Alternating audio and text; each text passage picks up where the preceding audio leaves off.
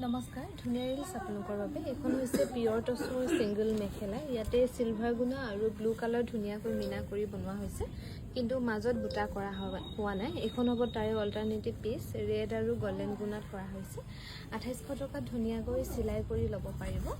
আৰু এখন হ'ব অনলি গোল্ডেন গুণাত খুব ধুনীয়াকৈ কৰি দিয়া হৈছে 2800 টকাত ল'ব পাৰিব এই সিংগল মেখেলা কেইখন আৰু লগতে আপোনালোকে সিলমাকো পাব এখনো খুবেই ধুনীয়া ইয়াতে কপাৰ গুণা আৰু মাল্টি কালাৰ বুটা কৰি খুব ধুনীয়াকৈ বনোৱা হৈছে 2800 টকাত ল'ব পাৰিব এখন হ'ব পিয়ৰ টছৰ সিংগল চাদৰ ইয়াতে ৰেড আৰু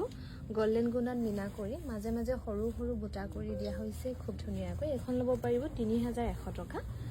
আৰু এখনো হ'ব পিয়ৰ টছৰ সিংগল চাদৰ পাৰিটো হ'ব মেৰুন পাৰি আৰু মাজৰটো প্লেন কৰি খুব ধুনীয়াকৈ বনোৱা হৈছে এনেকুৱা চাদৰ বহুতে বনাবলৈ ট্ৰাই কৰিছে